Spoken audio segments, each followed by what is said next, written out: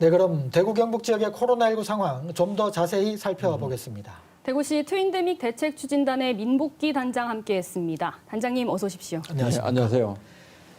0시 기준으로 대구 확진자 11명입니다. 계속 10명대를 유지하고는 있지만 여전히 불안한 건 사실이거든요. 어떻게 보십니까? 예, 지난번에 말씀드린 대로 이번 주까지 저희들 목표가 10명대를 계속 유지하는 거고요. 1월 말까지 한 자리 숫자를 목표로 해서 약 4주 남았는 우리가 설 명절까지 한 자리 숫자를 유지하는 것이 굉장히 중요할 것 같습니다. 실제 감염 재생산 지수가 지금은 1 이하로 떨어져 있기 때문에 실제 감염 자체가 준 거는 맞지만 언제든지 갑자기 확산될 수 있는 고리는 있다고 보고 있습니다. 네. 네, 모레쯤 이 방역 지침 조정안을 정부가 발표할 예정인데요. 현재 2단계인 거리두기와 5인 이상 모임 금지가 연장될지가 가장 관심인데요. 이 연장이 필요하다고 보십니까? 저희가 봤을 때 5인 이상 그 모임 금지에 대한 효과가 좀 있다고 보고 있습니다. 이런 부분에 대한 연구를 많이 찾아보니까 대구 지역의 그 영남대학교 박한우 교수가 한국 사람들의 의사소통 파트너가 평균 약 3.57명 정도라는 그 데이터 연구가 있습니다. 그래서 한 4명 이하로 이러한 금지를 한 것은 굉장히 잘 했다고 보고 있는 조치이고요.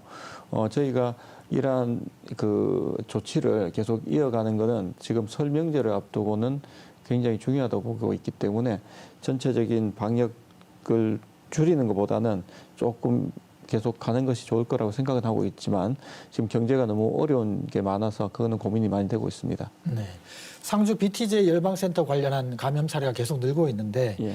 대구시가 오늘까지 이제 방문자들의 검사를 독려했지 않습니까? 예. 실제 얼마나 검사가 이루어졌습니까? 지금 현재 대구가 관리하고 있는 인원은 166명 정도 되는데 오늘까지 114명, 68.7% 정도가 검사를 하였거든요. 네. 거기서 더 이상의 확진자가 나오지는 않았지만 그래도 대구가 딴 데보다는 좀 더 많이 한 것 같아요. 전국 평균 약 33%보다는 2배 이상 한 걸로 보이고 네. 만약에 아직까지 그 검사를 못 받으신 분들은 어떻게 하든 지금 계속 공무원들이 독려하고 찾아가서 할 예정입니다. 네. 또 요양병원에서 동일 집단 격리 중에 환자가 사망하는 사례가 수도권과 경남에서 잇따르고 있는데요. 우리 지역에서도 언제든 발생할 수 있지 않습니까? 어떻게 대처하고 예방해야 하는지 말씀해 주세요. 네, 저희들 그 1차 대유행 때 이 부분이 굉장히 중요했기 때문에 저희들은 조금 더 일찍부터 준비를 했습니다. 그래서 그 당시 동일 집단 격리를 할 경우에 감염이 확산돼서 사망되는 율이 높아지면 고령의 이제 기저질환자들 80대 이상의 분들이 대부분 사망하는 경우가 높아지기 때문에 이것을 예방하기 위해서 첫 번째는 대구 의료원에 공공격리병상이라고 해서 병상 하나를 전부 다 비워서 우리가 요양병원에 확진자도 입원을 시키고 그 외에 자가 격리를 할 분들도 따로 입원을 시켜서 철저히 관리를 하는 시스템을 도입을 했는데 그 이후에 대구에서는 대구 영북의 환자들은 어떻게 보면 우리가 방어가 잘 되고 있다고 보고 있고요. 지금 그 가급적인 요양병원에 검사를 주기를 굉장히 단축시켜서 빨리빨리 자주 검사하고 거기에 관련된 분들도 종사자들 검사도 지금 많이 하고 있는 중입니다. 네. 정부가 권역 감염병 전문 병원을 상반기 중에 한 곳 더 지정할 예정이라고 하지 않습니까? 네. 대구 경북에 이것이 이제 구축될 수 있을지가 큰 관심사인데 단장님께서는 어떻게 보십니까? 대구 경북권에 이제 구축이 돼야 된다고 우리 시도민들 모두 이제 걱정도 많이 하시고 하는데 아마 네. 될 것이라고 저희들 보고 있습니다. 왜냐 그러면 저희들 500만 인구에 당연히 하나가 구축이 돼야 되고 이 감염병 전문 병원 자체의 역할은 굉장히 많이 했습니다.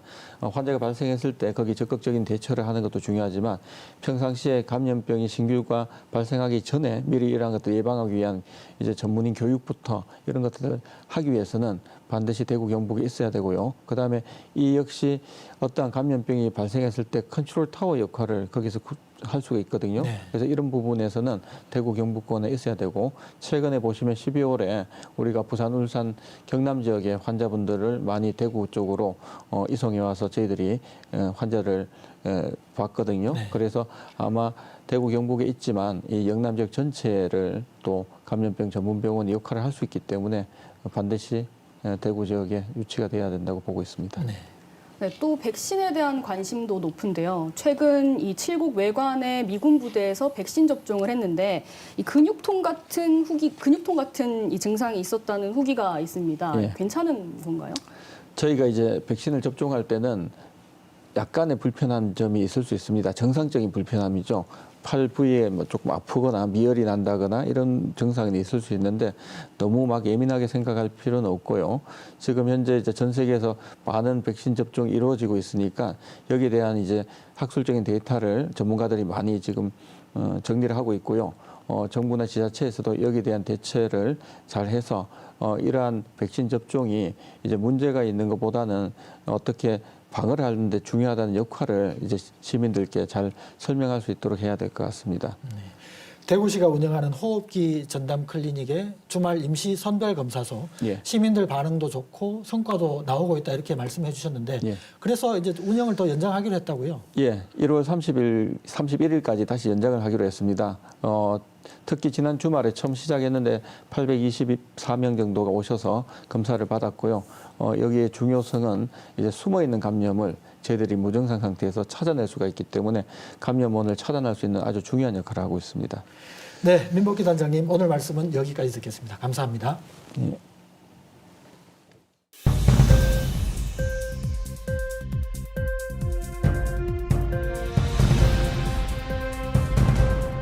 세상을 바꾸는 힘, 여러분의 제보입니다. 현장 곳곳에서 직접 발로 뛰며 시청자 여러분의 목소리를 담겠습니다.